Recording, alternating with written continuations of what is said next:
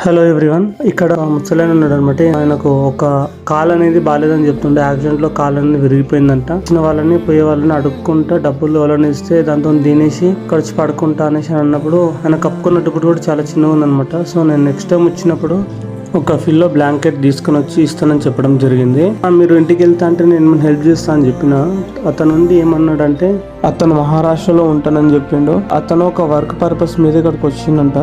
కొన్ని రోజులు ఒక హోటల్లోనే ఇక్కడ వర్క్ చేస్తున్నాడంట. ఫస్ట్ టైం తనకు కాల్కి యాక్సిడెంట్ అయితే అది ప్రాపర్గా బాగానే ఉండిపోయిందంట. తర్వాత నెక్స్ట్ టైం యాక్సిడెంట్ అయినప్పుడు కాలు అనేది మొత్తానికి రెండోసారి కూడా అదే కాలుకి దెబ్బ తాగడం వల్ల కాలు అనేది బాగా దెబ్బ తగిలి మొత్తం కాలు అనేది విరిగిపోయిందని చెప్తున్నాడు. అక్కడ చూపిస్తున్నాడు చూడండి, ఇక్కడ నుండి విరిగిపోయింది నాకు కాలు అని చెప్పేసి చెప్తున్నాడు. చాలా పాపం అనిపించింది, ఎందుకంటే తనకు భార్య పిల్లలు అనేవాళ్ళు కూడా ఎవరు లేరంట.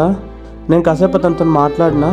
అతను ఏమంటున్నాడు అంటే, మీలాంటి వాళ్ళు చెప్పడప్పుడు మాకు ఫుడ్ ఇస్తుంటారు సార్, మీరు చల్లగా ఉండాలి, మీ పిల్లలు చల్లగా ఉండాలి, ఎందుకంటే ఈ రోజులలో మాలాంటి వాళ్ళని పట్టించుకునే వాళ్ళు ఎక్కువ లేరు, కానీ మీలాంటి వాళ్ళు వచ్చి మాకు బెడ్షీట్లు ఇస్తున్నారు, బ్లాంకెట్స్ ఇస్తున్నారు, తర్వాత ఫుడ్ పెడుతున్నారు, కొంతమంది వచ్చి బట్టలు ఇస్తారు అని చెప్పేసి అని అంటున్నాడు.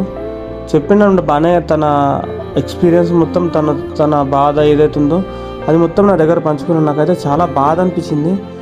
ఇక్కడ చూస్తే ఒక్కొక్కరి సిచ్యువేషన్ ఒక్కో విధంగా ఉంది. ప్రతి ఒక్కరి స్టోరీలో ఒక సాడ్నెస్ అనేది ఉంది వాళ్ళ లైఫ్లో.